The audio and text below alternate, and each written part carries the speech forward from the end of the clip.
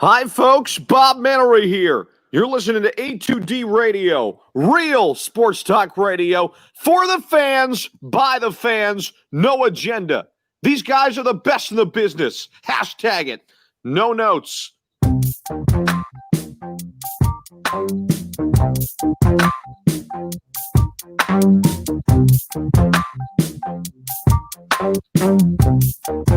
Remix. Hi, folks. Bob Mannery here. You're listening to A2D Radio, real sports talk radio for the fans, by the fans, no agenda. These guys are the best in the business. Hashtag it. No notes.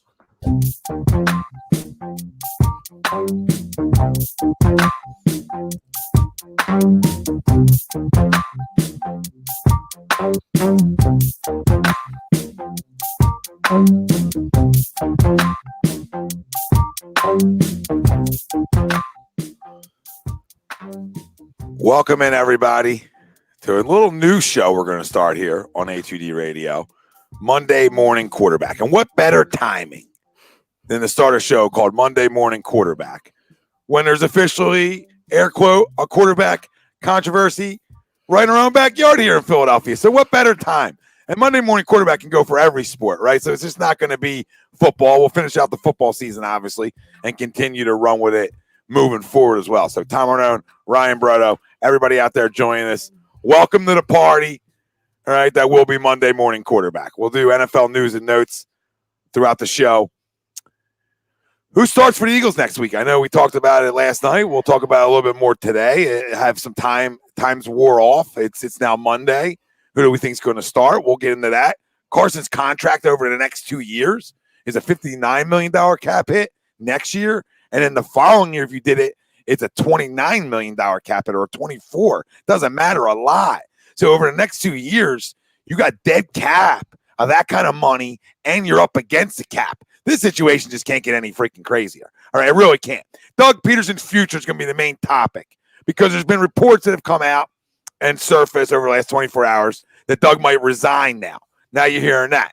Now, he refuted that this morning on the dial on his usual call, and he refuted that. But we'll get into his quotes in a minute. And before we get into our quotes, we'll talk about our poll question. But every show is brought to you by our doc, make him yours. That's Dr. Paul Vidal, Specialized Physical Therapy, LLC, Burlington, Cherry Hill locations. Find them on the web, specializedphysicaltherapy.com.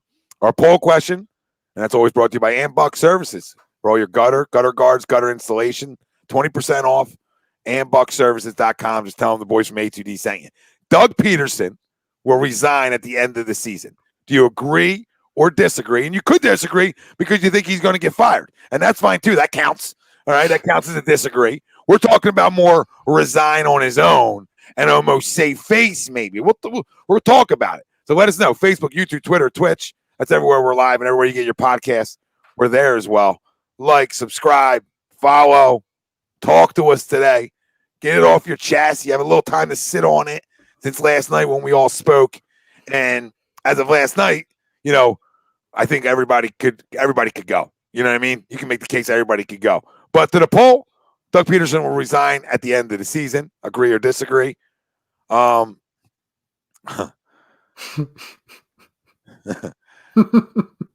gonna say great because listen to his statements today that he made about this. I love everything about this organization. My job, fans. It's just a great place. It's a great place to work when things are going well. We know we're in a little bit of a slump. It's kind wording. It's not easy. It's not an easy place to work sometimes. It's the pressure of performing.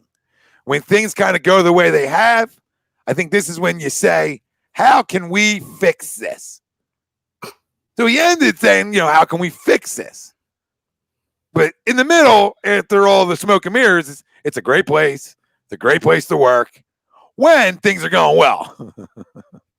We're in a little bit of a slump. It's not easy. It's not an easy place to work sometimes. Stuff we all know. Not groundbreaking, right? Nope. But they, hear him say that, and these reports come out. But according to Doug, them reports are false. They're not real. and he never said that. Now, I would say I agree to the poll, because if he's going to be out of here, I think he does resign and save face, right?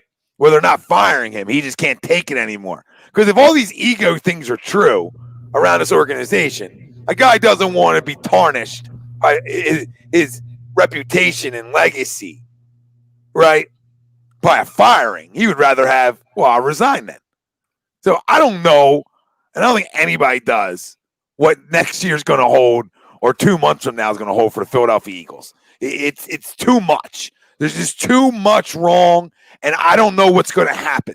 I don't know if Jeffrey's going to fire everybody or if he's going to stay status quo, because there's a million open vacancies around the NFL. I mean, Louis Riddick, now that the lead candidate for the Falcons job.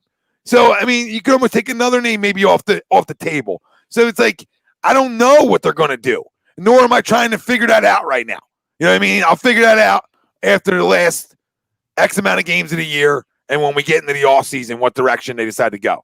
But to the poll, Doug Pederson will resign at the end of the season. Agree or disagree? I'll say agree if he's going to be out. Like, if he's going to be out, I'll agree. Because I don't necessarily think he's going to resign, and I don't know if he's going to get fired either. You know what I mean?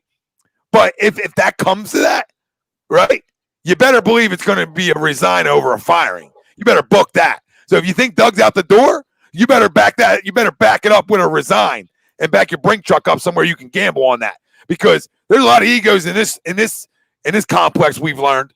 And for any ego guy would say, I don't want to be fired. You know what I mean? I'd rather just go out on my own terms. And him saying, stuff we know, it's a tough place to play, etc. Is that a bill of confidence? Is that a vote of confidence for him being our head coach? I don't know. But nothing looks good right now. So what do you say, Ryan? Do you agree or disagree to the poll? I'm extremely confident in saying this, that after these 4 games, am I echoing time, by the way? No, not on my end. Okay, good. So it's just me. After these 4 games, I don't think Doug Pederson's going to be here starting next year. I don't. I'm extremely confident in it, and I'm not even saying I'm rooting for it. And if people are rooting for it, like you've talked about a lot, you were saying last night, Tom, we've talked about it a lot over the last, it seems like the last 6 weeks, when things have really gotten bad for this team. Everyone's on the table. I don't think any of us here, and I don't think any of us on any of the other shows are going to argue with you and say, you shouldn't be saying Doug should be fired. Like, if anyone wants to say somebody should be gone, it's all fair game. I agree to the poll because I agree with what you're saying too, Tom, to where when we go back to loyalty, and we all know, I mean, it's written on the wall. It's obvious that Jeffrey Lurie's far more loyal to a guy like Howie Roseman than Doug Pederson, but that's not saying that Jeffrey Lurie's not loyal to Doug Pederson at all either. So I believe that when that discussion is had, I believe that they'll give him the opportunity to go with the whole, hey, we could say you resigned. That way it's a mutual parting. I think that's going to be the word. It was a mutual decision that it was best to move on and work with different situations, go in different paths. I think that's the wording they're going to use. But really, it's going to be a resignation because it can't be mutual because he still has 1 year left on a contract. You know what I'm saying? If this was the final year of his deal and they just said, hey, we're not going to extend him, then it would be, okay, the mutual parting. But I hate to say this, but I really don't think he's going to be here in 2021. I don't. I think the more we go here, and this goes with reports, and this just goes by knowing who this GM and this, and no disrespect, but this moronic owner is, I think the path that we're heading down is seeing Doug Pederson leave, whether that's a firing or resignation. Press Taylor, the quarterback's coach, being fired. Howie not being fired, but being reassigned, or at the very least, him getting assistance on draft day to where he's still going to be in the building, but just to save face, we're bringing in somebody to help Howie Roseman, similar to how they did the whole thing with Scangarello and Mordingway for Doug. Like, hey, he's not going to have a title, but just another voice in the room. I think that we're going to hear that a lot this offseason, unfortunately, because I know you and I have been rolling our eyes because who else have we been hearing that with? Philadelphia Phillies. Oh, they're not being fired, but we're hearing another voice in the room. They're being reassigned, which we really know doesn't do anything because that's not going to cause urgency. Because if you're not being fired, that's not going to send a signal. I think the only guy who has a chance to save a job is Jim Schwartz, to be honest. Yeah, I mean, maybe. I know what you're about to say. You're about to say maybe he's the head coach. Yep. And if honestly, if that happens, this city's going to burn. Because I'm not I'm not a big Jim Schwartz guy. I never have been. At least you know he won't call the plays, right? Yeah, that's true. That's true. Maybe the defensive plays. Maybe we might have to take that playbook from him. Or he'll figure out how to play the wide receivers in soft coverage. You know what I'm saying? He's a good dude. He's a good coach, but I would rather not be Jim Schwartz. But I could see it because of all the vacancies out there. You know what I mean? Yeah, and I could see them. Oh, with the COVID thing, they're we're going to keep things in house for the year. We're going to figure things out like an interim, like them doing like a yearly interim thing. Yeah, which would be idiotic. But hey, like we've talked about before, I really think we're going to be in the tank, sell, fire mode for the next, 14 months here in Philadelphia for the Eagles. So really, I don't want to say it doesn't matter who that head coach is, but I mean, we don't have Super Bowl aspirations right now. We're going to have to blow it all up. And I know people listen, what's funny? I was literally just going to say the same thing, but somebody on YouTube said, oh, they should give Deuce Staley a shot. With all due respect, I'm not trying to be like the Philadelphia Flyers. You know what I'm saying? Like, if you want change, if you want a different mindset, which the fans clearly do, and I think the organization clearly should because they're not getting the results, you got to go outside, okay? I'm not even saying, oh, we got to go to college for Lincoln Riley. There's plenty of guys in the NFL that either have head coaching experience or experience in NFL locker rooms with NFL players, with NFL GMs. There's plenty of guys. We don't need to do the Chip Kelly thing again. The only guy I would even consider is Lincoln Riley just because, well, our backup / possibly starting quarterback has history with him. You know what I mean? But no, I really don't see – I'm not confident that he's going to be here in 2021, Tom. And I think that's a mistake, to be honest, because I would be absolutely fine with keeping Doug on a one-year basis because, again, we're not giving him another contract because he's got one more year left. You bring in an offensive coordinator with experience. You either get rid of Howie completely or you reassign him, and then you go from there, and then you blow it up from there. I would be fine with that. But this owner and this idiotic GM, I think they have other plans, unfortunately. Yeah, I don't know what's right and wrong anymore, right? Like, I don't know if it's you know what I'm saying? Like, I don't know at this point if it's the right or wrong decision to say, hey, Doug, you know what? Howie, I do know. Howie, I do know what the right and wrong decision is. Howie's gone, right? Yep. There's no right and wrong decision. The Doug thing always gets me caught in the middle, right? Like, I don't know. Like, I think he's a good leader of men. I just think they're just having a terrible year. It happens. I don't think he should be calling the plays. I agree with everybody who says that. Like, I don't know. But then I'm also on the other side, the way they played over the last 4 weeks, it's hard to not. It's hard to not say, maybe it's time to go. Then, as Kirby says, Google Sports reported that Doug is stepping down after the 2020 season. Speculation that he would be, Dennis, that he might step down. And then he went on this morning and said that that's not true, but he gave a statement. I'll read back out to you guys in a minute. But we're going to get to some of the comments right now. But I'll read you guys that statement in a few here again for anybody that missed it. So if you're just joining us, we're obviously talking about Doug Pederson, and our poll is Doug Pederson will resign at the end of the season. Do you agree or disagree? And you might say, Tom, no, he's going to get fired. And I think, I think that'd be more of a resign at this point if it came to it. Like, I think that even if Jeffrey wanted to fire him, that would be the way they go out. So we'll see. Marquis says, I would say Eric Bieniemy, but he's going to Houston with a more talented QB and Deshaun Watson. Yeah. Marquis, this is how we have to look at it too. What makes us this big destination? We're up against the cap. Our franchise quarterback has a cap hit if we want to get rid of him of $59 million next year. And I can say franchise with air quotes right now, and $24 million or $29 million, right in that range, doesn't matter. Over $24 million cap hit in 2022. So when's he going? And when? Like, you're $52 million over the cap coming in the next year. How do you can't take that hit? Who are you going to be? You're going to be putting the replacements out there. You know what I mean? You're going to be playing the replacements. You're going to have no money to play anybody. You're going to have to practice squad. What have we seen the past, it seems like 3 years, Tom? I mean, I'll go on a list, and some of them are due to injuries, but at the end of the day, it's just on the surface. We've had either trades or free agents come here, and they've gotten worse. Slay, Hargrave, Malik. You know what I'm saying? Those are three I could think of like that. You know what I'm saying? That have come here, and they've been great. I mean, the Steelers, the Javon Hargrave for the Steelers was awesome.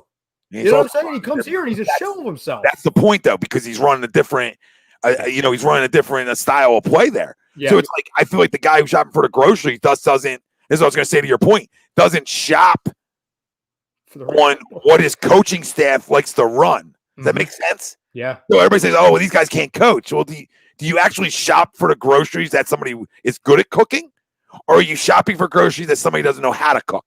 There's a big difference. That's where a disconnect from your GM to your coaching staff equals bad football real quick.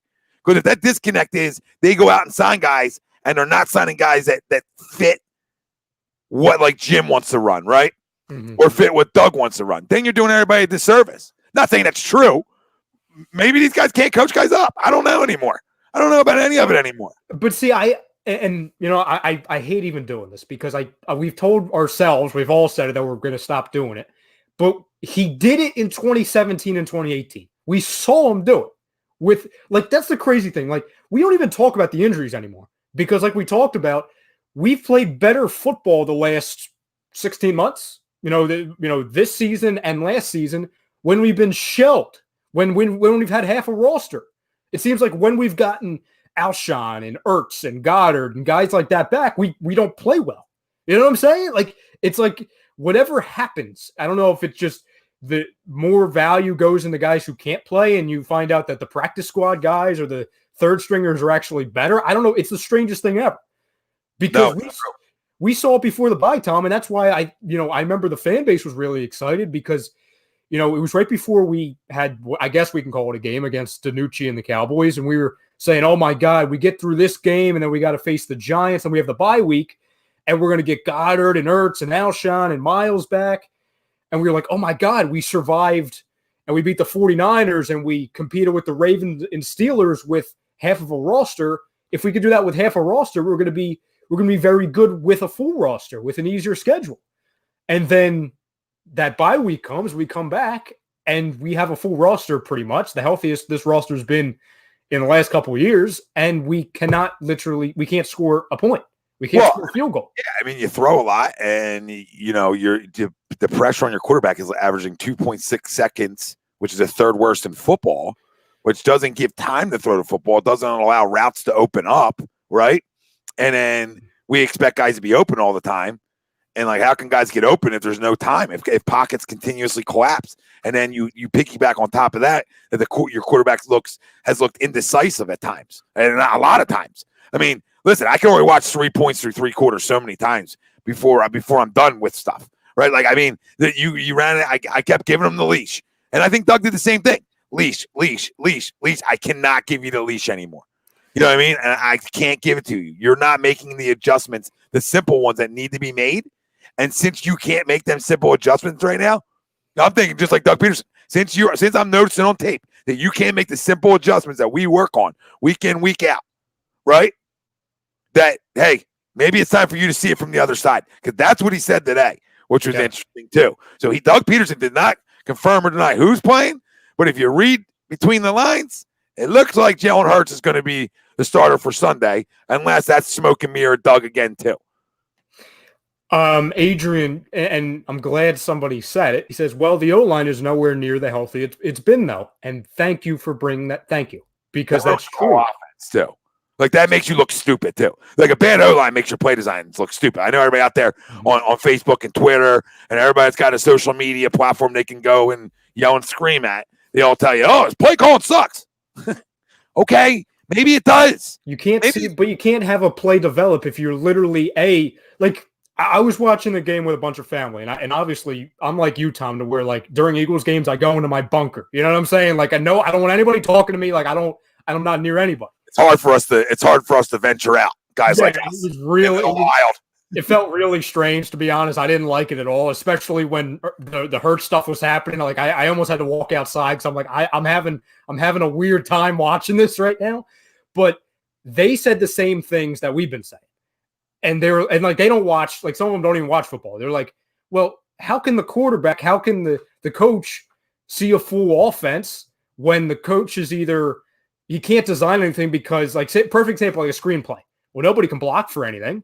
Or a running back, he can't catch a pass, or the Raegers of the world. And I understand, fam, he had a punt return. Well, right. We didn't use a first round pick on a punt returner. No disrespect, but I mean, I mean disrespect when I say it. Yeah, I didn't use a first round pick on a punt returner. That makes me so angry. Like literally, all of Twitter is like, "Oh, people tried to tell us Rager was bad."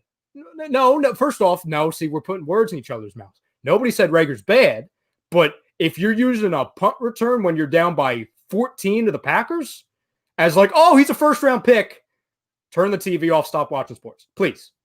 We all want the kid to be good, but stop. Just stop. Well, on the same day where Jefferson's being Jefferson, everybody calm down. Yeah. You know what I'm saying? Like that, like it's Dylan says Rager is bad. I know Dylan's not an Eagles fan, but he says Rager is bad. It's closer to being bad than being good. But he said, I enjoyed that Hurts drive and was excited for a minute, but still knew we weren't going to win. Yeah. You know what's funny? Spuddy, when Jalen returned the kick, or the punt, sorry. When Jalen returned the punt, there was a brief second I like jumped up and was like, wow, are we in this game again? Like no feeling that we're going to win it, but like that's the excitement we needed. And I stressed this last night. Like Leonard's like, why are you mad? They stink. And I said, I know. I just need some excitement. This is boring. 3 points again. Our offense looks like we took football back 100 years. You know what I mean? Like that we have the dumbest play callers, the worst players. Like what is happening? And our quarterback, who's been beaten and hasn't been good, it's showing. It's showing. The hits are showing because everybody says, well, look at Jalen. Okay, let him be the most hit guy in the National Football League and let me know how willing he is to stand in the pocket. How willing? Now I'll give the kid credit. He moved around well. Well, anybody that's watched professional sports, as we turn into the Jalen Carson for next week, right? For anybody that's watched professional sports, especially football, or you could say hockey with the backup goalie, is if the guy has some talent, he'll bring you a spark. Absolutely. All right, and we saw a spark. Let's not act like, I know Sweep said it last night. Let's not act like he was 11 for 12. Let's not act like he was even 10 for 12. He was bad after that. After that touchdown, he was bad. Like once they put a spy on him, right, it all changed. They spied him after that drive, and it all changed. So I'm not saying he can't play. I don't know. But I said it last night that I would just let him play the rest of the year because, like, I still feel like Carson. Still feel like Carson didn't forget how to play football. But I also think, hey, go breathe, dude, because you've stunk. All right. And I know everything around you's been bad, but you've also not played good either. So how about you go have a seat, let the kid play, and find out what you have so that you can make a logical and an educated football decision moving forward. So I need to see what he does against not first stringers. I need to see what he does when now a team has a week to prepare for him. Yeah. It's a different sport. I want to see not this week. I want to see the following week when now there's a whole game film of them. Right? How do you prepare for that? How do you make adjustments? Right? So these are the things that I would want to see from him if I'm an organization and a fan to say, this is what I want. But also remember something, right? This might, we all sort of want this because it's been so stagnant here. I think I speak for a lot of people. We just want it because it's different, and different can be worse. It can end up being worse. But I think we're all looking for some hope. And we're like, all right, man, let him play. Not that we're going to win games. Just like maybe he can show he can play. Maybe it's not a wasted pick like we think it is. I don't know. But the only thing we can find out moving forward, Rye, and everybody out there, is if he can play or can he. And we can end the conversation. Now, listen, 4 games isn't the biggest sample size ever. All right? Understood. But at least there's some tape. Like, at least he showed that week in, week out, he can make plays. Gives him a ton of experience to build off of. And then maybe if Carson's your guy after the year, or new people are in and they say they want Carson here because they're not going to take the cap hit or whatever, then maybe you look to deal him then if you think if he played well enough. Yeah. So I don't know. You have options. Or you say, I'll take the cap hit by Carson. Yeah. Yeah. I mean, the two biggest takeaways I had from seeing Jalen was, and again, the kid had, more yards and more touchdowns than Wentz did last night. So I'm not going to rip the kid. The best thing I could say about the kid was he looked far more comfortable. Like he looked so comfortable there, but that's also a kid who hasn't been literally shelled in the pocket and sacked 5 to 10 times a game. You know what I'm saying? Like, and people at home that say, oh, well, that's an excuse. No, when you're sacked the most in football, you're like, and honestly, I'm not a big Tony Romo guy, but I'm glad during the broadcast we had his like analysis, because you could see when he senses pressure behind him, you could see when he gets jittery. That's why he's not going through his progressions, because he doesn't. Is that what you said? No, I mean, you get your ass kicked every Sunday. Yes. If you start getting skittish in the pocket, you start making bad decisions. It's not an excuse. It's just the way it goes. You can't be hit that many times. Guys have like stopped playing football getting hit that many times. Like, you know what I mean? Like, it's not good for him. Like, if anything, if you're not getting rid of him, and even more of a reason to sit him down, because this dude's going to get killed back there. He's lucky he's still upright right now. Sean, what's up, my brother? We'll get the Sean. What's up, Sean? Try commenting on your video, but Facebook told me I'm not allowed to right now, so I don't know what that was about. But he says agree 100% on the QB situation the rest of the year. I think it's a no-brainer. Bryce says trust the process. What's up, Bryce? What's up, Bryce? Gavin, Don, I think the Steelers game is going to be really close. Well, yep, it's close right now. So, and then he says Darby getting burnt. That brings a smile to my face. So, I mean, Slate gets burnt. It's 7, and it's like 7-0. You understand the difference? Or 7, Yeah. You know what I mean?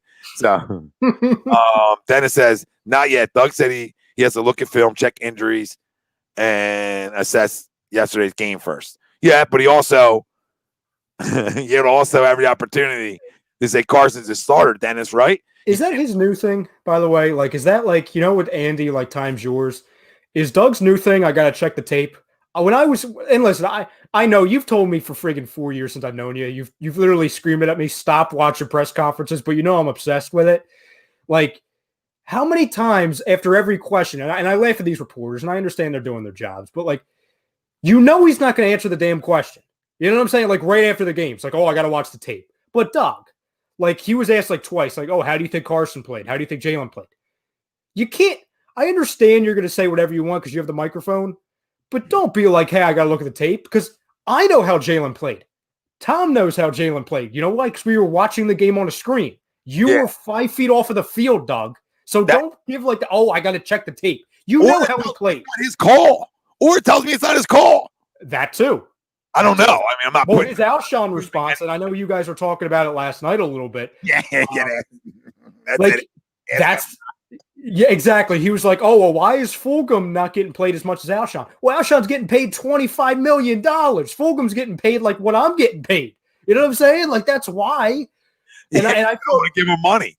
That was the first time I felt bad for Doug in a press conference, because Doug pisses me off on press conferences, but he was stuck. He was between a rock and a hard place, because he gave him like the all-time non-answer. And he was like, oh, we got to do a better job of getting people involved. It's like, Doug, just say Howie's an idiot. Like, I know it's going to get you fired, but just say it. Like, we all know. Yeah.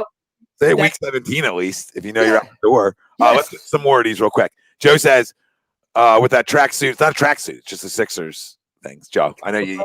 Joe. Trust the I love some Oreos, by the way. You buying? Adrian says, our line is decimated. It's going to be a different look next year. Yep. Well, I mean, you would hope that you get Elaine Johnson and Brandon Brooks back would help solidify it, and your first round pick Andre Dillard can play. I don't think Kelsey's staying, by the way. I'm not trying to open up that can of worms, but I understand he's a loyal guy. If you're him, are you staying? Well, if them guys are coming back, I would. Like if I'm getting Brooks back and I have Salmalo and I have Lane and Dillard, I mean, that line looks a million times better than it does right now. Jesus. You know what I mean? I agree. I just have a bad feeling Ciamalo is going to be the starting center. He could be. I mean, I'm fine with Isaac, so Isaac doesn't really bother me. It was a Bush League hold on him yesterday. It wasn't a hold. Dylan said reporters are trying to get hot takes. That's also in New York, too. That's what they do, brother. That's why we are no agenda here. Bobby, appreciate it. Thanks, Bobby. Yeah. He said he had a dream. We traded Wentz to Indy for a fourth. I would square somebody up. Because this is the problem, Bobby. If you're only getting a fourth back and the cap hit, Oh my God! Why would you trade him then? Why would you trade him? You can't even fill a roster with. Listen, the cap hit coming next year if they dealt him is so astronomical that you would be $100+ million over the cap next year. It's almost impossible. It's almost impossible. Now you want to talk to me in 2022 when it's a $24 million cap hit or 29? Talk to me then. But even then, I don't necessarily know if I believe it because you're in cap hell. TTT. What up, brother? What's up, TTT? That Bobby, zero chance that happens with the dead cap hit. Wentz ain't going anywhere, and that's the problem. Tom, can I tell you honestly what I believe we're going to be seeing at the beginning of 2021? What, a full quarterback? What? A two quarterback system like in college? I'll take a year off from watching football. I'll start doing an A2D book club if I saw that. You know what I'm saying? I'll be done with football for a year. No, I think what we're going to see is exactly what we saw. And this is going to, and again, fam, I'm not endorsing it. I'm not the Eagles. Do not get mad at me. I'm the messenger. I think we're going to see what we saw in Chicago, where you have a quarterback competition with Carson having the edge in camp. They're going to start the year with Carson. And like Trubisky, if he struggles, they're going to go right to Hurts. And when you don't have one, you have none. Exactly. And how'd that age for Chicago this year? You know what I mean? Yep. How did it age for his buddy Matt Nagy? Because at least Chicago had a good defense. Yeah, you put Trubisky down when you're winning games. Yeah, they were undefeated. He was 2-0. He was undefeated. I know he didn't play well, but I think the guy stinks. Me and Ryan, we've had this. We were there on draft night. We both said he stinks. But, you're winning games. Like, at the end of the day, you're winning games. Everybody buys into everybody. Like, what are you doing? Smartest guy in the room talk. You know, and that's not against Nick, but what are you doing? Just like if Nick was undefeated, you're not going to sit him down because he's playing bad. Your team's undefeated. The cap hell is why Carson Wentz can't be traded. And that's why I agree with Ryan that both of them are going to be here, or Jalen plays so well that they decide to maybe deal him, or he plays so well they don't want to deal him. And then you come in with the quarterback controversy you're coming into 2021 with, and that should be real exciting, I'm sure. That's going to be riveting. I can't wait till fucking July next year. You know what I mean? I just can't wait to July to have this conversation and not focus on any other part of this roster for the near future. Like, there are so many damn holes. See, listen, Eagles Nest, what's up? The competition should bring out the best in you, not make you forget how to play the game. I agree to that. Yeah, that's true. Yeah. And I also agree that, if this guy plays for 4 games, that shouldn't mentally make you unable to come back from that. But the only thing I'll say with Carson is everything that's happened in this city, though, makes him a little different than the usual guy that I'm 100% with you with. That competition around you should make you better. Him, a little different. The quarterback in this city is a little different than, bringing in a bunch of tackles, or bringing in a bunch of guards, or even wide receivers. It's just different. It's so magnified in big markets and all around the National Football League that it did him no favors. But, nope. All that being said, he's been a shell of himself. And when he did look good early on in the year, when he was playing good, I think all the hits have caught up. And I think that's just where we're at now. Tom, and this is a multi-layered question, but it still bugs me to this day. And fam, if you have any inklings or theories, let me know. It would be one thing if he came in from the second this season started, right? Mm-hmm. And he was as bad as he's been. He was friggin' phenomenal in that first half. He was against Washington, first game. He was better than that was 2017 Carson. He was moving around. He was all over the field. Mm-hmm. And I know people, I think you said it, Tom, and I'm not saying it's wrong, that first interception got him. But I can't think a simple interception caused all this. No. What the hell happened? It shouldn't cause a spiral like that, but it's been like him all year. He's making a mistake and he's not confident in his throws anymore, or the whole thing's been bad. Even when he's played good, we haven't. And there hasn't been many times. He hasn't been clean all year. There hasn't been a game where I'm like, yo, that was a great game from Carson. There just hasn't been. No. There hasn't been.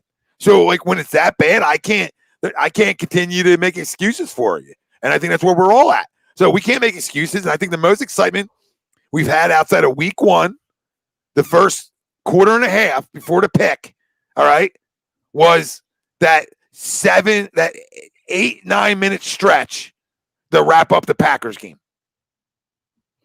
The most exciting we had. San Fran, they weren't like clean. Like none of these wins were clean. Even our wins were like, did we win that? Like our offense just never looked good in terms of like Carson. In terms of like excitement on offense, I'm talking about. That was the first time we've had like explosive plays where we're like, oh my God, look at us. Yeah, the only other thing, I mean, you're right. The only other thing I would say, just because we were on the air at the time, the 5-minute comeback against the Giants. Yeah, but everything that went into that too, though. It was you're right. We were too far gone. You know what I'm saying? Like it was a wide open ball. We played like shit for 3.5 quarters. Yeah. You know, and I'm not making excuses like you catch the ball, you know what I mean, or you lose games. But you know what I mean? It's like we were handed that win. Even though he made a great throw. And again, though, right? We were lied to thinking that this is going to get him out of it. And it didn't. Nope. It didn't. And I think what Doug realizes, you know what? I don't know if he's coming out of it this year. I don't know if he's going to resign, though, for that reason, though. And that's this. From my understanding, Doug keeps saying that he wants to get Carson out of this. Like, I believe I was reading earlier, and correct me if I'm wrong, I think he said it today or last night. Like, he agreed to one of the reporters saying that him and Carson are kind of tied at the hip. And he feels like it's his responsibility along with Carson to get Carson right. Yep. Because he feel like it's kind of a collective effort that Carson's been playing bad, but he feels like he's failed Carson a little bit. To where like that's the one thing I hold on to thinking I don't know if he would resign. Like if he had the choice to come back, you know what I'm saying? Like if he had the option to come back and the organization didn't say, okay, you're leaving, but we're going to give you the option to resign. I feel like he would want to hang in there just for Carson. Be like, screw it. Screw all these other guys, all these other voices in the room. I'm going to stay there because this is my guy. This is the guy that I taught. This is the guy I wanted to come in here and draft. You know what I mean? Like, I feel like he has some kind of allegiance to him. And I don't think it's far-fetched because if he didn't have allegiance to him, I feel like we would have seen Jalen Hurts 4 weeks ago. Maybe 5 weeks ago. He has the same allegiance that most of us have to him. Mm-hmm. Yeah. You know, but you know, I think if he didn't believe in this roster, it would be a reason for him to not care about the rest. You know what I mean? Sure. To say, you know, I tried it. There's too much going on. Drew Evo says Howie and Doug broke Wentz. I mean, it seems like it. It seems like it's a combo of a lot of things that slowly broke him. He's Howie, and I honestly believe this. I think this is. And I'm not saying Andrew Luck because of the injuries. I'm saying Andrew Luck because what the team did to him. Howie Roseman is pulling a Ryan Grigson.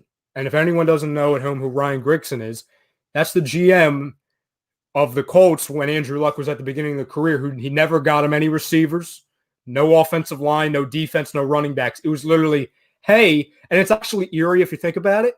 Their entire mindset was, oh, we have Andrew Luck. Therefore, we're going to be fine. He'll carry the team. Yep. Like, no. Like, yes, he can carry the team if you help him. No offensive line in front of him. He got banged up a lot, got beat up. TTP, to your point, just take Carson out of it, whoever the quarterback is. We need to fix all the issues around Carson first. Get the O-line, wide receiver core, coaching staff right first. I think the confidence, mechanics, decision-making will start to come back to him. Yeah, I mean, you know, just regardless on who's up next, right? Regardless on who the quarterback is, we need to fix all these things around him because all the things around are a big-time issue to what's going on with the quarterback too. So it's like it's everybody to blame. It's an organizational failure on what's happened here. And that's why I think you and me both, Tom, have said we're not okay with a simple reassignment from Howie, a simple reassignment of one person. We need to get a different mindset in this building. We do.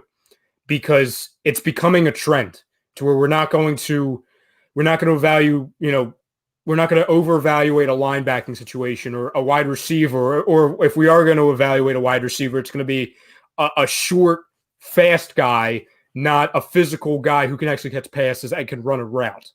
It's like we've completely lost all inkling of what's important. And I just don't understand it because we had the formula. We had it, not just in 1 year. We had it in 18. Like that 18 formula was still there. We were just hurt. You know what I'm saying? Like we had that resurgence. We wouldn't have had that resurgence in all those second half of the years without that formula. The run game, the offensive defensive line, secondary, even though the secondary kind of sucked, but it makes this secondary look even worse. It's like, okay, we're the smartest guys in the room. We're going to try and reinvent the wheel. No, you had that core for 5 years. Why didn't you build off of that? It doesn't make any sense. And if you weren't going to do that, then trade Ertz last offseason. Don't trade a third and a fifth for Darius Slay offseason. See what the market is for Fletcher Cox, since you're pretty much bringing in his replacement in Javon Hargrave. Bring back a Timmy Jernigan for cheap if you're worried about depth. Those are all moves you could have made before the cap hit. Yeah, you could have done that. And they're like, no, we're gonna try to win, but we're also not going to try to win because we're going to get all these picks in the first rounds that aren't going to help us. First 3 rounds, actually. And that's what it's been. And that's what it's been. Drew says, I think if you want Doug on, you trade Doug. Yeah, I don't know. I don't even know anymore. I can't. I've heard we put out on social media is like there's been thought that they might pull like what happened to John Gruden in the early 2000s. I can't even go to that because it's like why? And I'm not trying to disrespect Doug, but because of how many open candidates there are and how many options there are, as far as just like available coaches. Yeah, you didn't go to an NFC title game last year.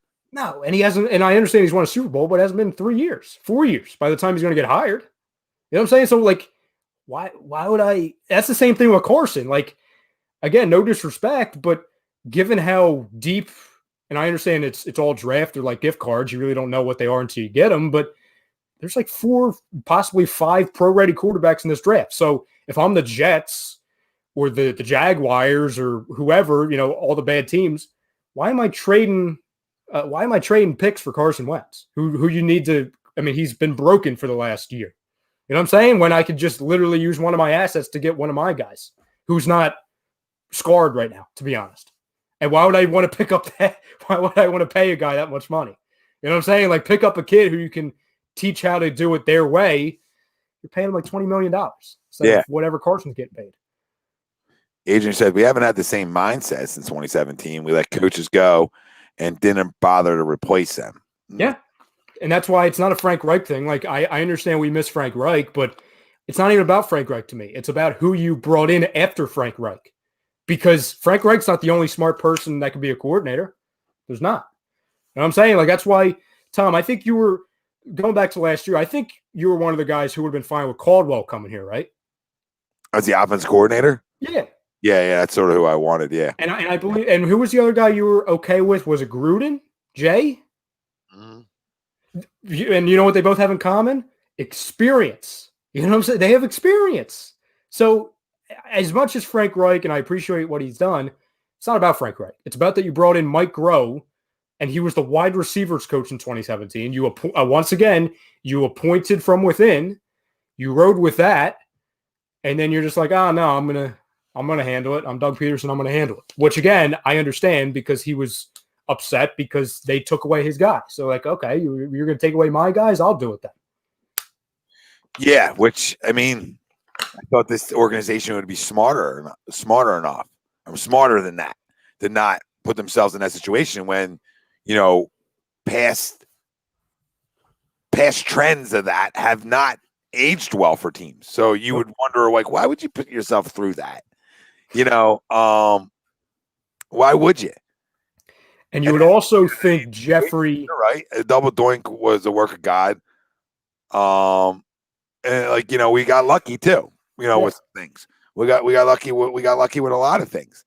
Where else? There's so many comments coming. I'm trying to get to everybody. Jonah says, we got to get rid of the old players. I'm sick of this shit. Yeah. I don't know. Whoever the new GM is, you would think it's a clear house city. You got to get rid of a lot of money. You got to figure out how to get rid of Fletcher Cox and get back what you can get back. I hate doing it. You have to try to figure out how to, maybe move on from Brandon Graham to a contender. I hate to do it. Maybe he's a lifetime Eagle. Maybe he's a not. Right? I got to figure out how to move on from Zach Ertz. I got to figure out how to move on from maybe, there's other names out there that are getting paid some money here that you got to figure out. Alshon, how can I just get rid of him to somebody? You know what I mean? Take nothing back. Just like you want them. It's not the NBA. You don't have to match steals. So, I'm interested to see if they. I'm interested to see how they get this, how they go about getting the money out, and what they're looking to like, what kind of roster they're going to put together next year. I'm so intrigued by this. It might be the most intriguing thing coming in 2021 for fans of Philadelphia sports. Like outside of Ben and Joe, the most intriguing thing is like the Eagles. Like, what's the staff going to be? What's this roster going to be? Like, are we a team thinking that we're gonna, I guess in this division, everybody think they can win it next year. But like, are we a team that think like that we're good, or are we a team in the next 2 or 3 years we're in tank mode? You know what I mean? Patrick Slay's already signed up. Patrick Taylor said, "Did y'all sign Slay yet?" I would have never signed Darius Slay. He's here for 3 years. I would have never. Ryan knows this. I made this clear that day when everybody's like, "Oh my god," and I was like, "Guys, he's good. He's not as shut down as you think he is." All right, and if you're gonna pay him the money, fine. And then you go get rid of 2 young corners, and they're actually playing better than the corners you have here. And they're not, and they're the exact opposite. Like, I think people, and I understand because he played in Detroit, so we don't, sorry, Don, I don't go out of my way to watch Detroit Lions games unless it's on Red Zone, but like, I think people thought we were getting like a Jalen Ramsey, but like 7 years older. It's like, guys, there's a difference between a ball hawk, like a Ramsey or a Marcus Peters for more so, and a Slay, to where I understand, I believe it was like 2014 or 15, he had like 8 interceptions, but every other season of his career, he's had no more than 2 interceptions. He's not that difference maker as far as a corner. He's a blanket. The best thing you can see from Slay is that you don't ever see him. You know what I'm saying? It's like with offensive linemen. If you don't hear Jason Peters' name, it's usually a good thing. Yeah. You don't hear, like, it's the same thing with Darius Slay. If you don't see him, if you don't hear him, and you don't hear the wide receiver he's supposed to be covering, that means it was a great day. But this is the indictment on this general manager, though. Yep. I mean, he could have gave away picks for Jalen Ramsey and didn't want to do it. Or Fitzpatrick. I'm watching the Steelers right now, to where back-to-back years they lead the league in takeaways. I mean, the 2 biggest turnover machines right now, DB-wise, is obviously the kid from the Patriots and then Xavier Howard from the Dolphins. Yep. And that's not even, I'm not talking about Stephon Gilmore. I'm talking about the other guy. Is up in the league lead in interceptions, and both them teams are playing good football for the most part. Like the Patriots are, 500 when I don't know anybody thought they'd be 500 with everybody that's been out for them. You know what I mean? Everybody that sat out through COVID, losing Brady, and you're still 500. You're still 500. So I mean, you take the football away in this league, it makes you a better team. So like the indictment on this has been everything. Somebody asked me earlier, who would I draft, Devontae Smith or Jamar Chase? And I know people are going to laugh at me, but I'll take the guy who played this year. I'll take the guy who played this year. Like, I'm not taking a guy who wasn't playing the year.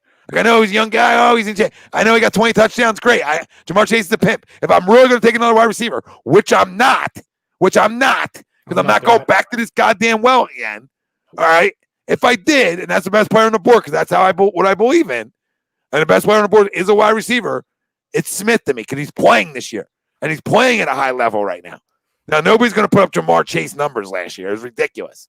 All right. And he's a stud, but he also didn't play a year of football. I don't like that. And it would be our luck that we would take a guy who's ice cold. Yeah, you know it scares me. Scares me to play a year. I'd almost go with the other kid, Waddle. The other kid.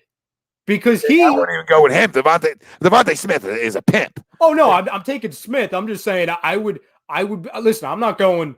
I almost feel like I got to go O-line again, which sucks because we just went O-line 2 years ago.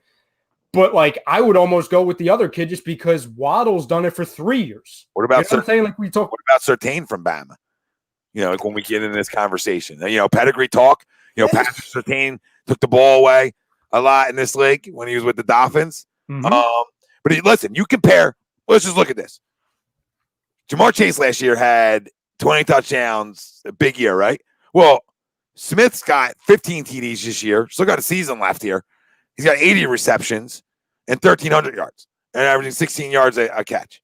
So, even last year, last year he had 68. He still had 1,200 with all the balls to go around with Judy and and Ruggs. And Ruggs, he still had 14 touchdowns last year. So I mean, he's you see it right there.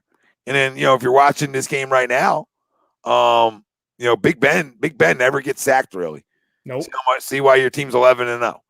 I mean, I'm just making points on what makes like a football team. We all get caught up in the wide receivers. We all get caught up into the rest.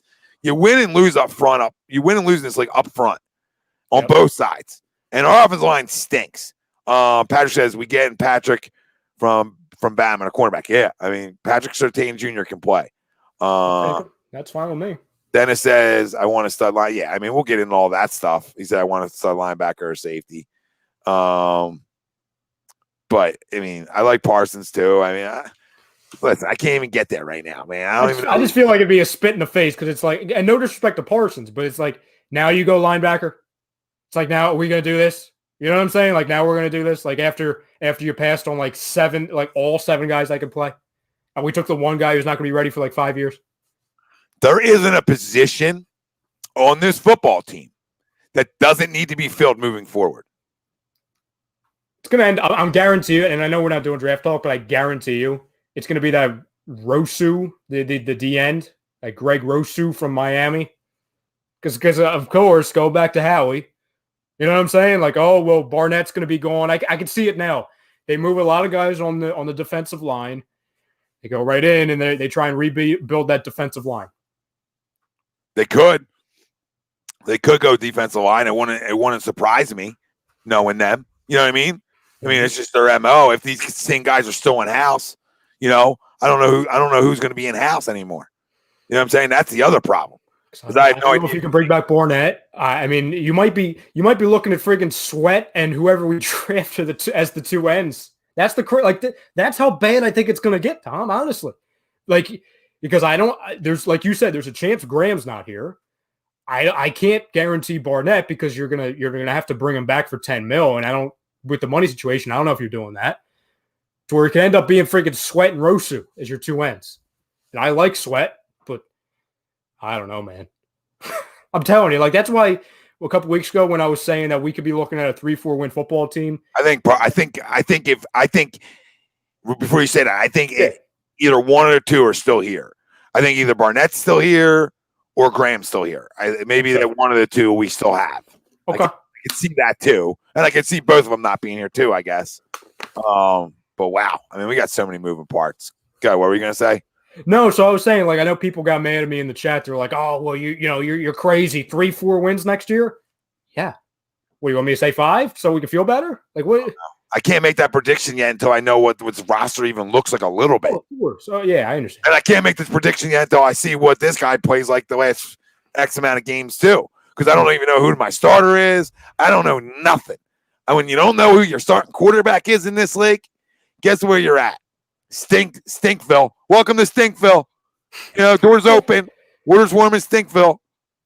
Tom, do you even see, getting back to the whole, over the next 4 games thing, do you even see a positive? Because I see people saying last night, like, oh, well, there's no reason to play Hurts the next 4 games. And I just think that's BS. Like, if anything, I could argue, what's the point of having Carson play the next 4 games?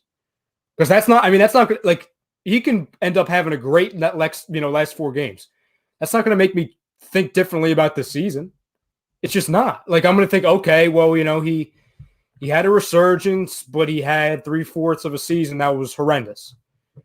Colin, no. To your point, and what Colin's asking, like chances the Birds take a QB, right? You want to tie that in there. I say no because all the money you owe him, but you're not going to know what you have in the quarterback room until you see this guy play. Now, like Ryan said, you already know nothing Carson can do this year unless he threw for 300 a game and 4 touchdowns and no picks and looked electric. It's going to change our mind on what we've watched this specific year. Mm-hmm. And he's been banged up, hit so much. With all the money I owe him, come have a seat right now. I don't need to see. I don't need you to be in your head anymore. Come have a seat. I don't need you to be beat up. Let's see what this guy can do. Because either we can trade him or now we have a legit quarterback fight going in the next season. And then we know, we're not taking a quarterback. You know what I mean? Which I don't think we are anyway. But at the end of the day, yeah, I know. B. Jordan says Philly's going crazy about a spark. And I said this to start the show off, and last night too. Like, it's football, the backup goalie, like that's what it does. Yeah. We didn't win the game.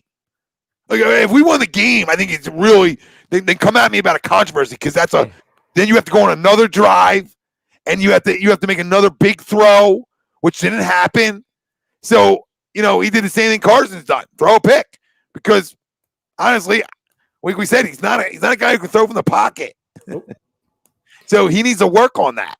The only thing, Jordan. Yeah, I mean, what people can say is that, okay, well, given the circumstance last night, and granted, he, like I said, after that first series I guess it was the second series he was in with the touchdown, he was not very good at all. If people want to say, oh, well, this proves he should have been in there more on the field, well, then, yeah, clearly. Because, like, I think that's more of an indictment of, I don't even want to just say Doug on, because, again, we don't know who's really making the decisions when people are on the field or not. But, like, for people saying, and I know Doug said it, but, even the quarterback's coaches said it, like, oh, we don't believe Hurts is ready. We believe the sample size is exactly what he needs, which is only a handful of plays. I've been thinking for weeks that that's kind of idiotic, because if you think about it, with you dressing him as the number 2 quarterback and the guy that you've been touting as, oh, he's a future starter in this league, Nate Sudfeld, this entire time, Jalen Hurts has only been one play away from being on the field, and that's if Carson got hurt. So you don't start, you don't dress somebody if you are going with the narrative that he's not ready, because that can change in a second. That can happen for a freaking concussion protocol, where he has to come out for a play. We saw that with Chase. That's the narrative they run with when they don't want quarterback controversy. Mm-hmm. He's not ready. He's not ready. He's not ready. You know what I mean? Which then they don't realize, because they're idiots. Like, they don't realize that makes them look foolish, because, okay, then if he's not ready, why did you take him? Why did you pick him? Yeah, I don't know. Bob says they're already making T-shirts. Oh, B. Jordan. Everybody's saying, a lot of people say, if we take a quarterback, they're going to freak out. Me too. I'll flip out. I don't care if it's Trevor Lawrence. I'll lose my shit. Because I'm over taking like the same position over and over and over again and not hitting. Like, wide receiver is different in a way. Like, okay, you want to keep going back to the well, you better hit. But like, you really win games with stars up front. And like one good offensive lineman that you hit on can change your whole franchise on the way you protect your quarterback. One defensive lineman that's a fucking pimp can change the whole direction of your defense, right? So, I always look at football that way. Now, I'm not going to draft that position if it's not the best player on the board either. You know what I mean? So if the wide receiver is the best player on the board, then I'm taking a wide receiver. If a linebacker is, I'll take a linebacker. We got a lot of time to talk about that. And we have so many needs. And might even have more once we decipher through who's on and off this roster to make room, to make cap space. Yep. Or to at least get you to even. I mean, this is a shit show. I mean, listen, we thought 2020 was bad, and the Eagles said, hold my beer. Like, literally, we thought, oh, the COVID and this and that, 2020 is horrible. The Eagles said, hey, you want more? You want some more? It's a buffet of everything going wrong. And the Eagles said, hey, we're going to jump in too. We're going to jump in too. And this team is in a worse situation than it was in the last year of Chip Kelly. And I don't think it's close. Because at least with the Chip Kelly thing, the cap situation wasn't hell. Because there were a lot of them were on expiring deals. You just weren't bringing a lot of them back. Yeah, I don't necessarily disagree with you. Chip's an asshole. We all know that. Okay. And nobody's going to debate that. But let me ask you a question. Mm-hmm. And it's about Doug Pederson and this football team.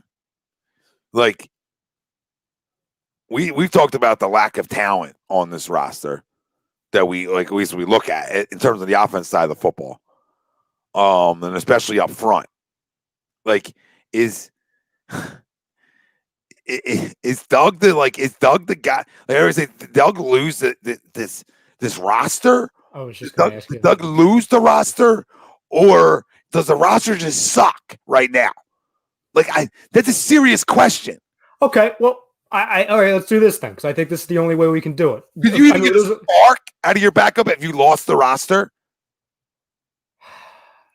Like, it just shows you, like, okay, you didn't lose it, They're just not good enough.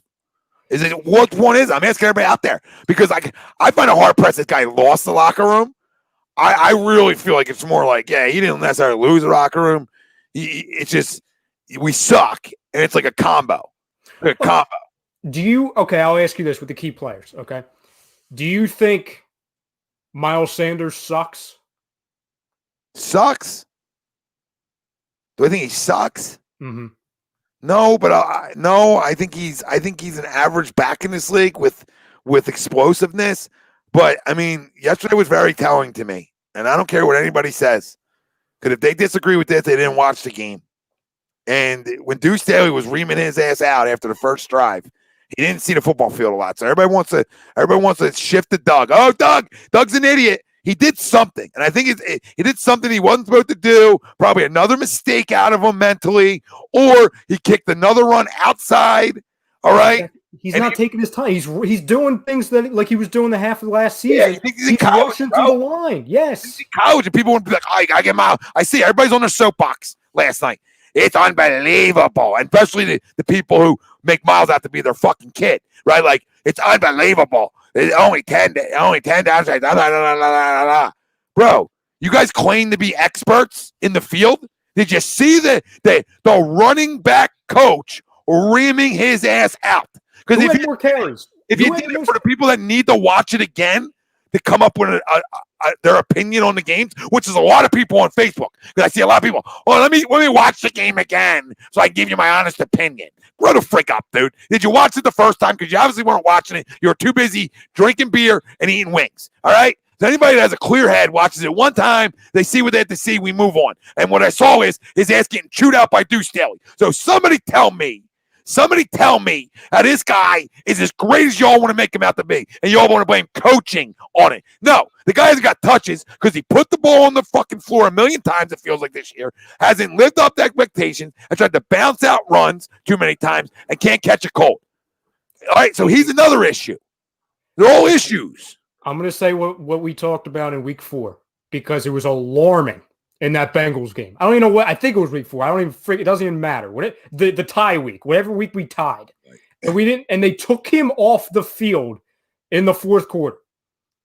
They don't trust him. Do you? No. And I was going to say none of them, but do you? No. And people are going to get mad and be like, "Oh, well, you're calling him a bust." No. But we're saying, hey, where did the Packers struggle between the tackles? So why would Jordan Howard get some carries? Well, he had the most carries. That's it right there. Jordan Howard, who was on a practice squad, and he's had 15 runs all season, led the team in rushes. That's all I need to know. You know, the guy was on the damn practice squad. And probably will as we move forward. Yes, you know why? Because they trust him. Rum. I know he's not he is a part of a problem, though. Yeah, to say he isn't the problem, we're not saying Miles is the problem, we stink. You gotta understand, you guys gotta decipher through some of the bullshit. We're going player by player here. Miles has not even been close to as good as we expected him to take in a year 2 jump. He had a big-time sophomore slump, and if you tell me his yards per carry, I literally want to drive somewhere and start backhanding people because it's amazing that you would tell me about his yards per carry, but you wouldn't look at the rest of his game. You wouldn't look at him trying to bounce runs. You wouldn't look at the other things. It's just another guy who isn't playing up the snuff, and I'm not like 100% confident in right now. We're talking about Rome, and again, like we talked about, just because we rip one player doesn't cancel out everybody else. We're talking about cornerstones of this organization. We've ripped Carson. We've talked about Carson first off for the first hour and 2 minutes. We're benching Carson. Yes. So we're not even. Why should we even talk about him right now anymore? We are benching him. He's on the bench. So we're. Okay, then let's see Jalen Hurts' level quarterback play. Raise the level of play of Miles Sanders then. And Ewing, yes, Miles has had a ton of chances to be good. All the times where he's dropped the 6-yard pass, all the times he's dropped or just fumbled it near the end zone in the middle of the field. He's had plenty of opportunities. And like I said, I'm not saying it's not all on Doug. I'm not saying it's 100% Miles and 0% Doug.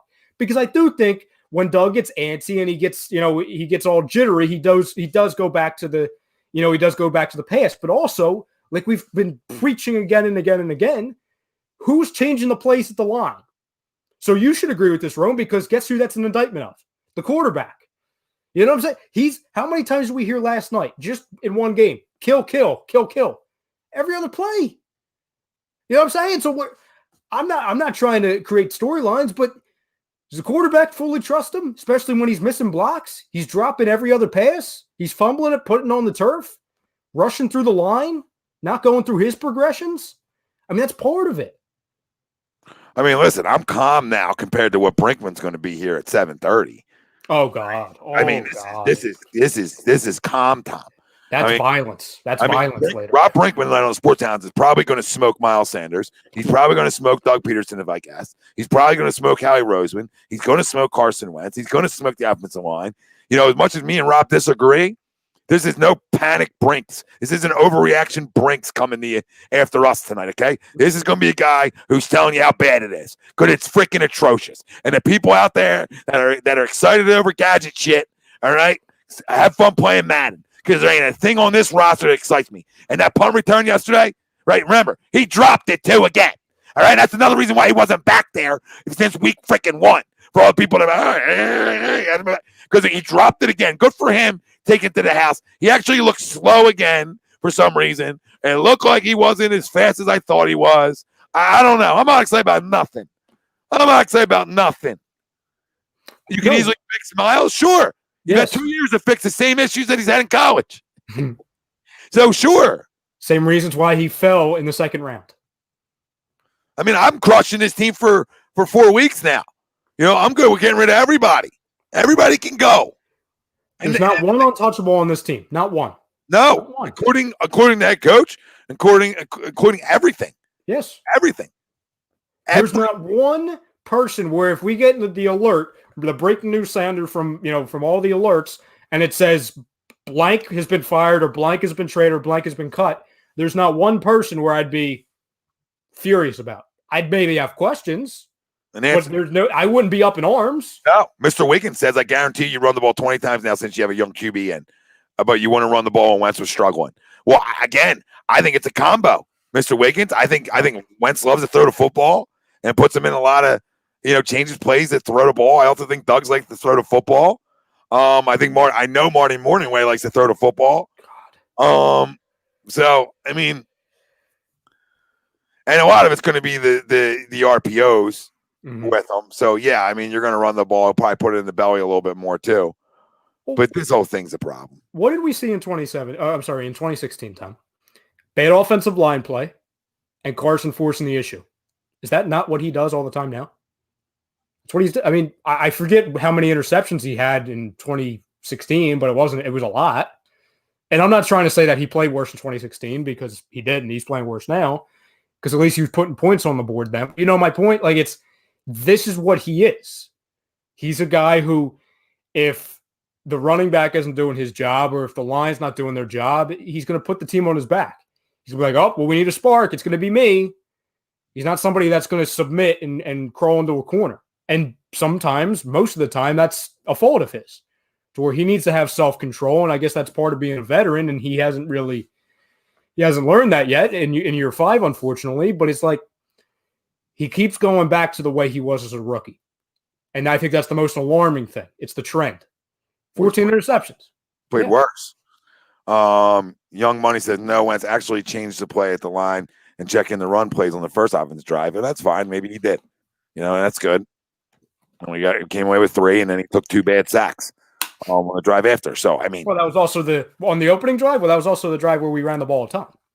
No, on the second drive, though, he took 2 big sacks, if you remember.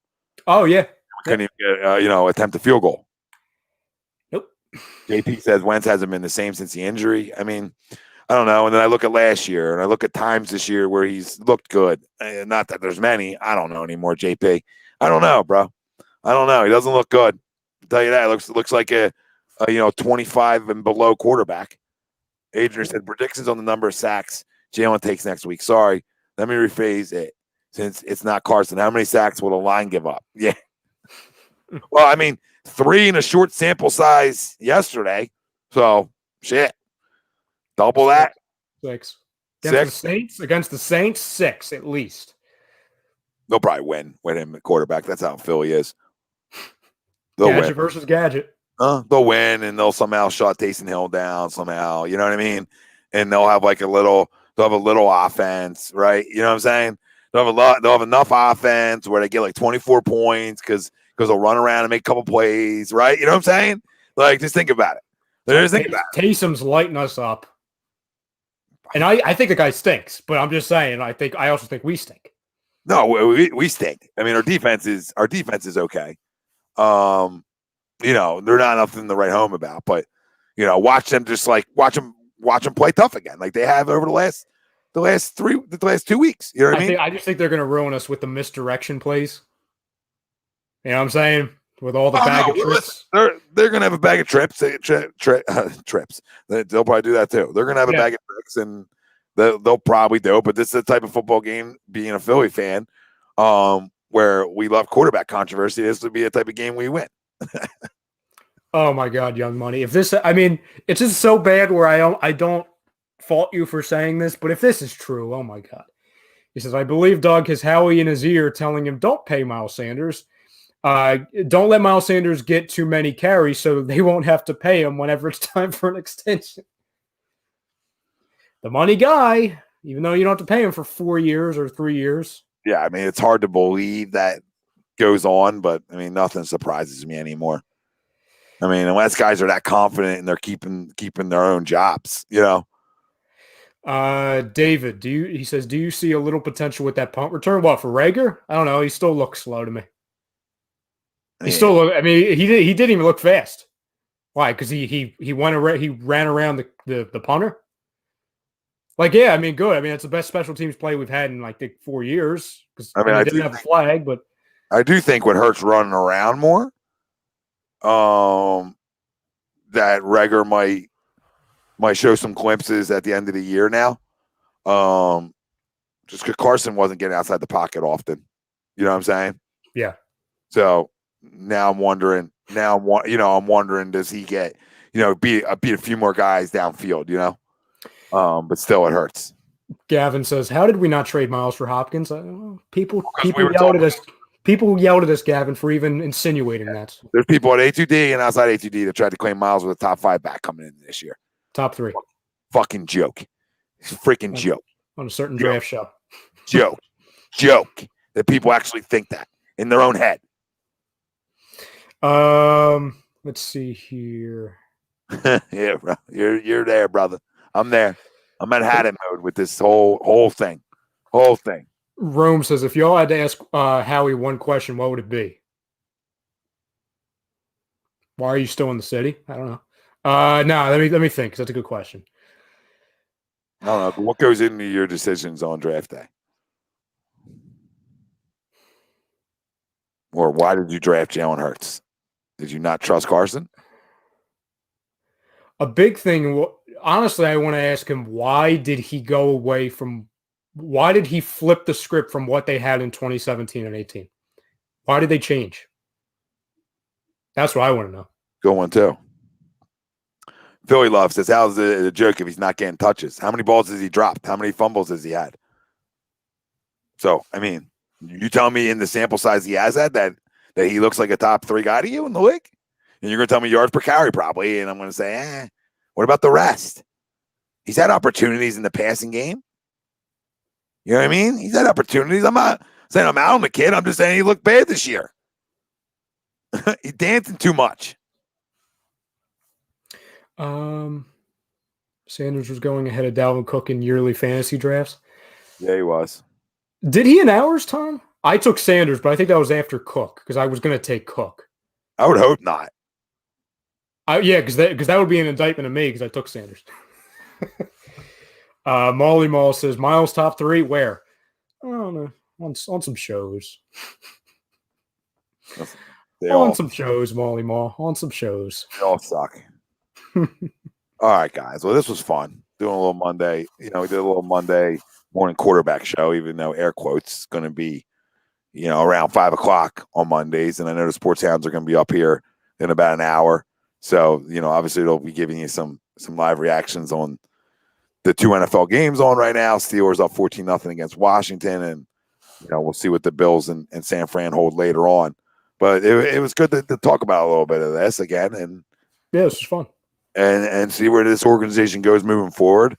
I couldn't be more excited for the Sixers to start because I can't take this anymore, and I'm very interested to see when he officially announces who the starting quarterback is this week, and I'm interested to see how this team plays on Sunday. I mean, yeah, James, anytime, brother. Thanks for stopping. James. Thank you guys for all the comments. All you guys stopping in. Ricky, appreciate you. Gavin, Anthony, Philly love. Even though I disagree with you, still love you. Drew Ebo, Philly sports content. All you guys. Rome, Don, TTP, Molly Mall, JP. Trying to read off. They Shaw. We see you, Mr. Witt. Yeah. When's the next Sixers show? Wednesday. Unless after dark. Unless I'm sure you guys will dive in a little Sixers. Yeah, I mean, I'm sure we'll be heavy Eagles again. I would think. Okay. I mean, Tori writes up that criteria, so I would assume, that's going to be darkness. Trying to read that email. When is the Phillies show in terms of Philadelphia Phillies? As soon as spring training gets back going again, as soon as we have some baseball to talk about. I mean, we put out Phillies content when it's necessary, but doom and gloom there too, brother. Doom and gloom there. I almost said the Phillies show. The Phillies show will be as soon as they get a new owner, but I don't think that's anytime soon. No, we'll have cigars. All of us on the show. Prism, we appreciate you. Bryce, love you guys, man. Truly mean it. Thanks, Mr. Wiggins. Thanks, brother. And JP says, can't wait for the Sixers. Can't wait. So stay tuned for the Sports Sounds tonight. JP will. Your boy Brinkman's on, JP, and he's going to be fucking fired up. He's going to have that thing in the background, JP. He's going to have that thing. And yep, he's got that thing. And part of me wants to go on that show, the smoke Brad. All right, part of me wants to go on the smoke Brad a little bit because Brad's on his high horse. The Giants are good and playing good, and it's like you tried to crush all us, Brad, when we were in first and said, "Well, we're still in first place," and now you act like you guys are winning a Super Bowl. What is Don asking? I don't know. You got to ask Greg. It's not mine. Not my chair. Not my chair. No comment. No comment. Marquis saying Eagles talk is tearing me up. Eagles need to be done. It's a wrap for the 2020 Eagles. Yep. And honestly, like I said, that's why I just want to see Hurts play. I just want to see something different. To finish off the season. I just need difference. I just want the pain to stop. That's all. Yep. Go away. And then watch what they'll do. They'll win games with them. Watch what they'll fucking do to us. Well, if he wins 2 out of the next 4, Hurts. Yeah, I mean, then you got to trade. It doesn't even matter about the cap. You got to trade him because we can't. You know what I'm saying? Like it's over. We can't go into the season like that. Yeah. No, it's beyond repair. This guy comes out and spins it around the fucking yard on us. Carson might pull an Andrew Luck where he might just retire. Kyle O'Brien. I blame the fans more than the organization with downfall of Carson. It's to blame both, brother. Blame both. TJ Simon. Wentz to the Colts. He'll win the Super Bowl and turn it back around. Yeah, the way things go here, I wouldn't be surprised. Yep, just like you said, Carter and Richards when they went to L.A. They can't. Yeah. Yep. Don, I think I was on Team Ritz. Yep, Butters is where it's at, Don. Team Butters took Ralph and Daly over me. I'm not happy. I got to talk to Butters about that. Yeah, he's probably buttering some toast right now. Oh, he always does. Listen, I don't know who you trade, Drew. You know what I mean? Like I can't even talk about it right now. Let's see how this guy plays. He's probably going to be your quarterback Sunday, and we're going to see how he plays. Taking all first team reps and stuff. But we're probably going to find out a lot about this tomorrow because he's got to commit to one of the two this week. He's not going to split snaps, with him. So we'll probably get more information. But it sounded like today that Doug Pederson was leaning more towards Carson Wentz, seeing it from a different spot. And it could be good for him. I just wonder if you hear, maybe not this week, but maybe next week, you hear Carson Wentz has a back issue or something. You know what I'm saying, Tom? I wonder. No, I don't know. You don't think they pull that? No, because I think he's played so bad that you don't have to justify it. Fair. Yeah, I mean, because I know he's been banged up. He's been not banged up, but he's been hit a million times. He doesn't have time to throw. Then he holds on to it too long.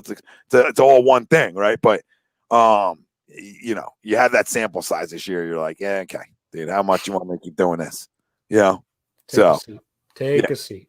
Come have a spot, see with us, and let me know if you need a tablet. And I love Carson, but that's where we're at. So, how the mighty have fallen. Mm-hmm. How the mighty have fallen. 2017, long time ago. It's like Feels like 2007. Feels like freaking 2007.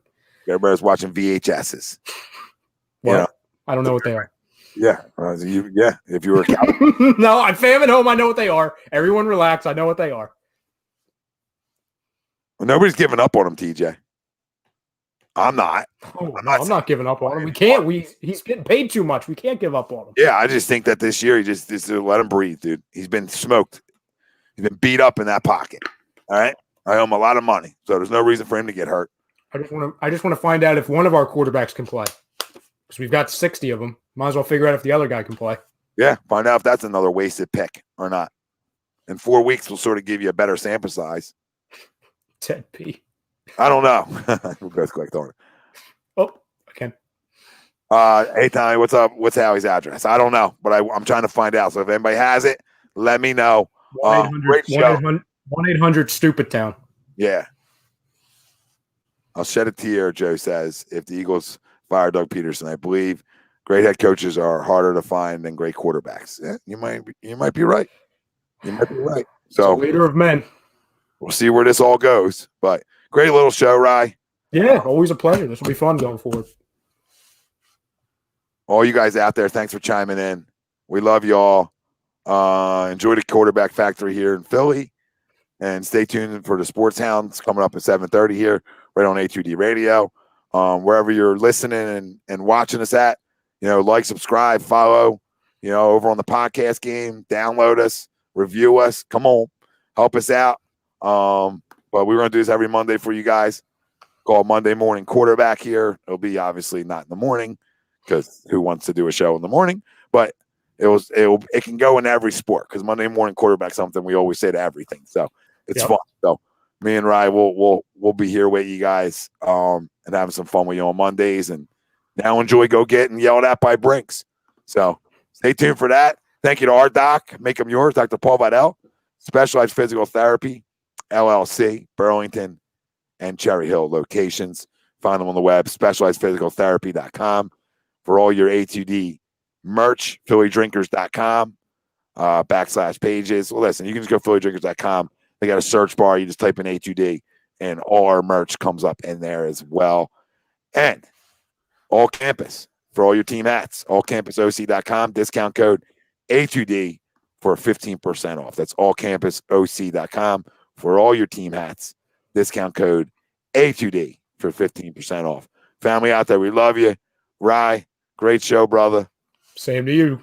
And, we'll obviously do it again. And then obviously you got the Sports Hounds. And then tomorrow night you got A2D After Dark, which will be fun. So enjoy, fam. Enjoy football tonight. That's all I can tell you. Hopefully this doesn't blow up any more than it has. And